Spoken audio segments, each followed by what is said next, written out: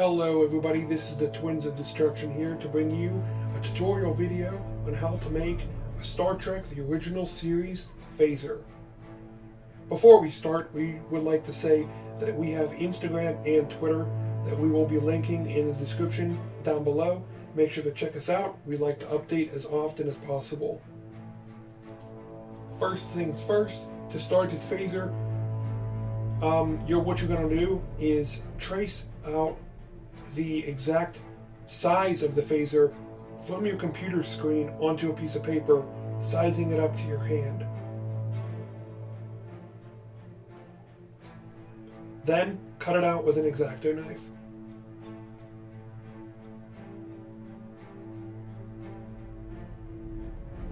Make sure you get all the little pieces.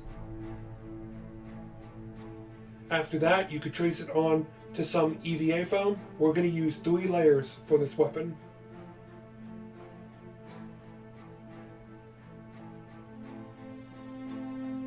Make sure when gluing the 3 layers together that you have the smooth sides on the outsides. So that would mean one of the templates is going to have to be flipped in a mirrored fashion so you can get all the smooth sides on the outside.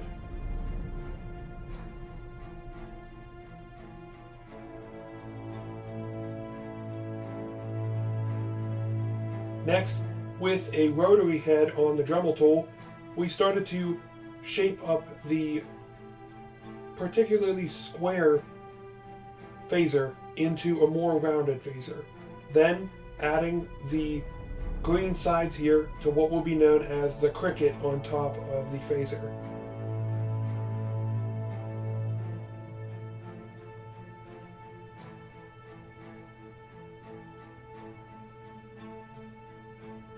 Then, using the same Dremel head, sanding those to a rounded edge as well.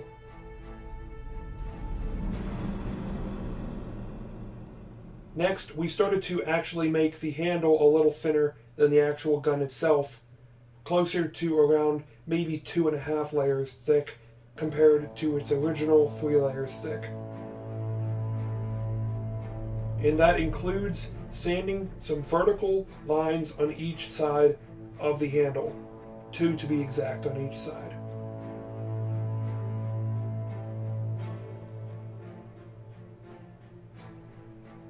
Next, we draw out what needs to be cut out on the back of the phaser.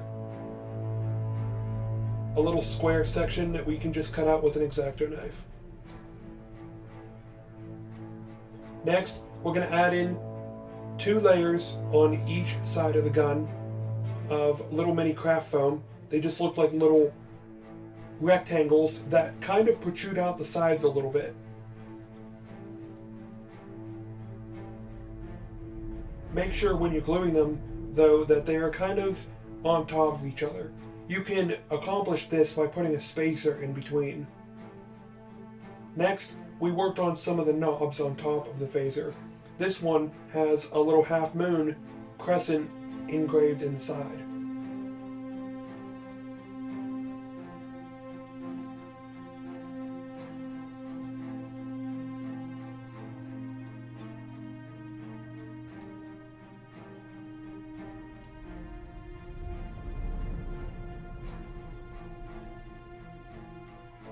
We had even glued on the second knob the same exact way as the first one. Next, we started to use a 1-inch PVC pipe, about maybe 1.5 inches long, wrapped in craft foam as the barrel.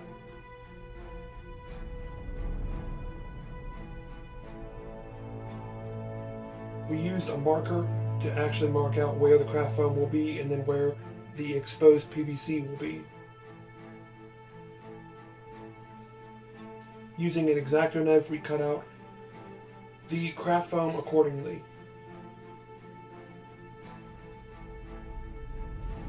On top of the first layer of craft foam will be another layer of craft foam. This smaller layer will have lines in it. Every 1 inch there will be about 3 lines. And we just used those, or we created those, by using an X-Acto knife.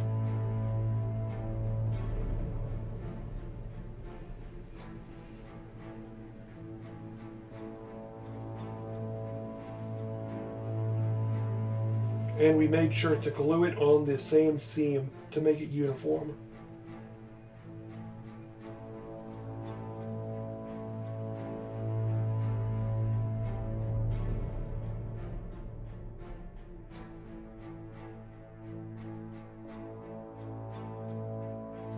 Continuing on with the barrel, we filled it with some Ava foam so we can put on the nozzle, which was eventually created by just slightly tapering a wooden dowel.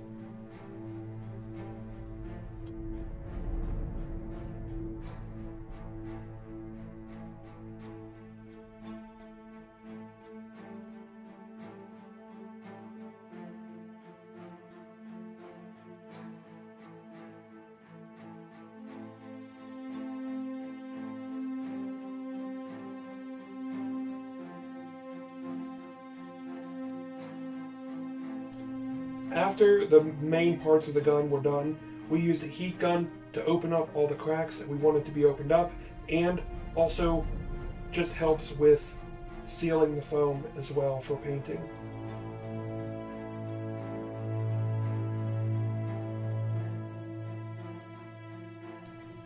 Before painting, if you really care, if you want to make it look more realistic, you could cover the seams with clay so it looks uniform.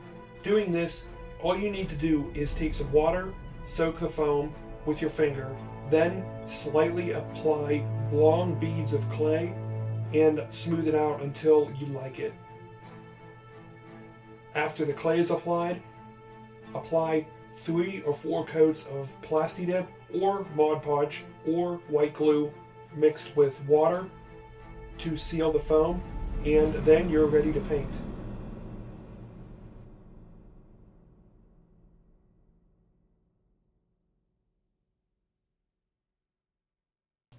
To come up with this bluish tealish color, we had mixed 2 blue with pool blue in a 40-60 relationship. Obviously, the darker blue is the 40 and the lighter blue is the 60, slightly giving it this right Star Trek phaser color. Then we used some metallics acrylic for the silver bits. A picture will be in the description down below on what colors go where, just an FYI.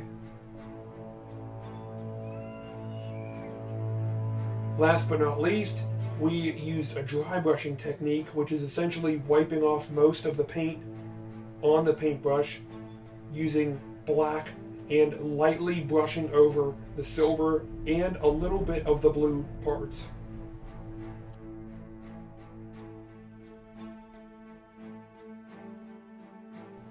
Next, to give it a more rugged, realistic feel, I actually just took some black paint on my finger and kind of spread it around a little bit, almost like a dry brushing technique, and I kind of acted like I was holding it around the handle to make it look like it's been worn and used.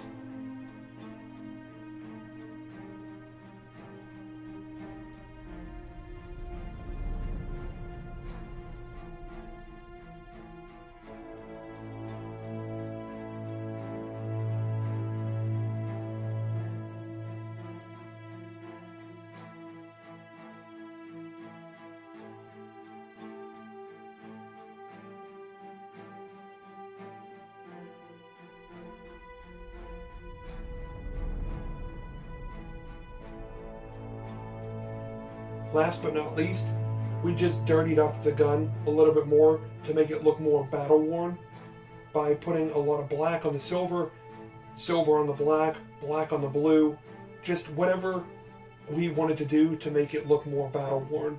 So this could easily hang on a wall and make any Starship captain proud.